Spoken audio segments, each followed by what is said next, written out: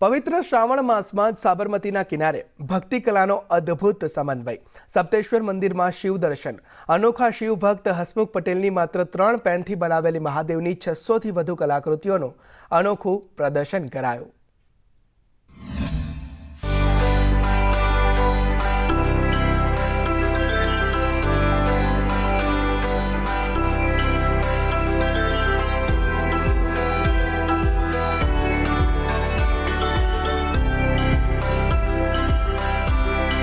પવિત્ર શ્રાવણ માસમાં સાબરકાંઠા જિલ્લાના ઈડર તાલુકામાં આરસોડિયા ગામ પાસે સપ્તેશ્વર મંદિરમાં શિવ દર્શનનું આયોજન કરાયું છે, જેમાં અમદાવાદના શિવ ભક્ત હરમુખ પટેલ દ્વારા માત્ર 3 પેનનો ઉપયોગ કરીને ભગવાન શિવની 600થી પણ વધુ કલાકૃતિઓ પ્રદર્શિત કરાઈ છે।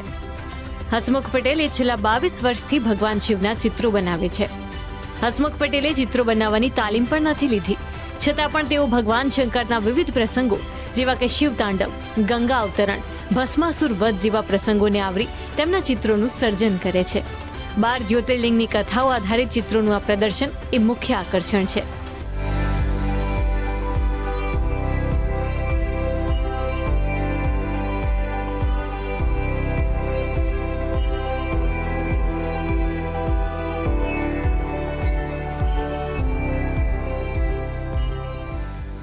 તમામ જ્યોતિર્લિંગના મંદિરોમાં આયોજન કર્યા બાદ મહાદેવની વિવિધ પ્રતિમા તેમજ કલાકૃતિઓના દર્શન કરાવવા અભિયાનની તેમણે શરૂઆત કરી છે।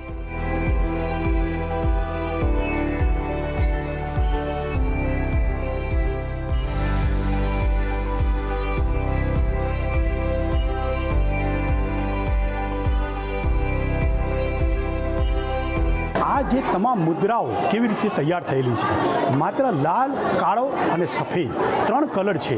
3 કલર એટલે આપણા હિન્દુ સંસ્કૃતિમાં હોમાત્મક કલરનું એને બિરુદ આપવામાં આવ્યું છે। ભગવાન શિવની પ્રતિમાઓ તૈયાર કરવામાં આવી છે એ માત્ર 2 જ કલરમાં તૈયાર કરી છે। કલર સફેદ તો બરાબર છે, પણ લાલ અને કાળો જેને રુદ્ર કલર કહેવામાં આવ્યા છે। લાલ કલર છે એ ઉર્જાનું સ્તોત્ર બતાવ્યું છે અને કાળો કલર છે એ ડિસ્ટ્રોયનું બતાવે છે અને સફેદ કલર છે એ બેલેન્સનું બતાવ્યું છે। એટલા માટે 3 કલરનો ઉપયોગ આમાં કરવામાં આવ્યો છે।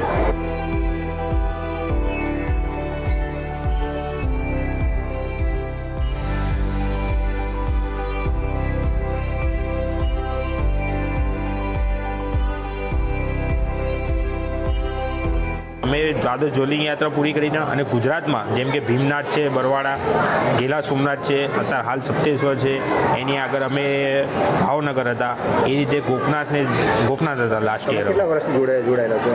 છેલ્લા 22 વર્ષથી જોડાયેલો છે। સપ્તેશ્વર મહાદેવ મંદિરના પટાંગણમાં માત્ર લાલ અને કાળા રંગનો ઉપયોગ કરીને ભગવાન શિવના પ્રદર્શનને શિવ દર્શન તરીકે ઓળખાવે છે। મહાદેવ ભક્ત હસમુખભાઈ પટેલ એ ભગવાન શિવના ચિત્રોએ માત્ર દર્શન માટે પ્રદર્શિત કરે છે। 2006માં સોમનાથ મહાદેવથી શરૂ થયેલી આ શિવ દર્શન યાત્રા 2018માં ઘૃષ્ણેશ્વર મહાદેવ ખાતે પૂર્ણ થઈ હતી। હવે ગુજરાતના શિવ મંદિરોમાં પવિત્ર શ્રાવણ માસમાં શિવ દર્શનનું આયોજન કરી સામાજિક ક્રાંતિ લાવવાનો વિશેષ પ્રયાસ કરાયો છે। મહાદેવના અલગ અલગ સ્વરૂપો યુવાનો, મહિલાઓ અને નાના બાળકોને જ્ઞાન આપી રહ્યા છે। આ શિવ દર્શન માટે સ્થાનિક ગ્રામજનો સહિત આસપાસના વિસ્તારના લોકો ખૂબ જ મોટી સંખ્યામાં આવી રહ્યા છે। મંદિરમાંથી દર્શન કર્યા પછી અમે અહીંયા હસમુખભાઈની આર્ટ ગેલેરીમાં દર્શન કરવા માટે આવ્યા હતા। અમે અહીંયા શંકર ભગવાનના ઘણા બધા સ્વરૂપો જોયા છે, ઉમા સ્વરૂપે જોયા છે અને બીજા પણ ઘણા બધા અમે અહીંયા સ્વરૂપો જોયા એમના। ત્યારબાદ એમની રૂબરૂ મુલાકાત પણ અમારી એમની જોડે થઈ હતી।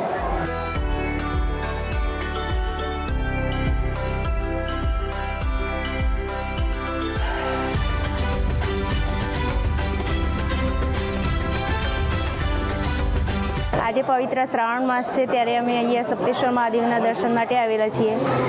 હસમુખભાઈ પટેલે અહીંયા એક્ઝિબિશન રાખેલું છે। શિવજી ભગવાનના અલગ અલગ પ્રતિબિંબો અહીંયા એમને અંતરાત્માથી દોરેલા છે, એમનું કંઈક ના કંઈક મહત્ત્વ દર્શાવેલું છે।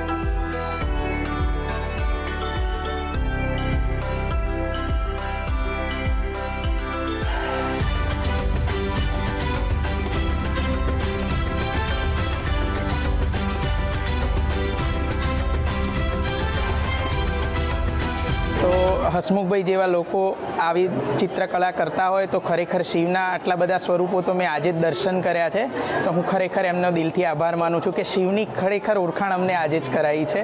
સાથે સાથે આ કલાકૃતિ જોવા માટે પણ કોઈ ચાર્જ નથી લેવામાં આવતો અને અલગ અલગ જગ્યાઓ ઉપર રહીને આ કલાકૃતિ દર્શાવવામાં આવતી હોય છે. હસમુખ પટેલ નામના વ્યક્તિ આ કેટલાય સમયથી 18 વર્ષથી બનાવી રહ્યા છે અને કલાકૃતિ રજૂ કરી રહ્યા છે. હિતેશ રાવલ, સંદેશ ન્યૂઝ, સપ્તેશ્વર. અમદાવાદ શહેર ટ્રાફિક પોલીસ અતરંગી નિર્ણય કરવા માટે જાણીતી છે, કારણ કે ગમે ત્યારે ગમે તે વિસ્તારમાં બેરિકેટિંગ કરી રોડ બંધ કરવા કે પછી ડાયવર્ઝન આપી દેવામાં આવે છે. આવો જ એક વિચિત્ર નિર્ણય આશ્રમ રોડ પર કરવામાં આવ્યો છે.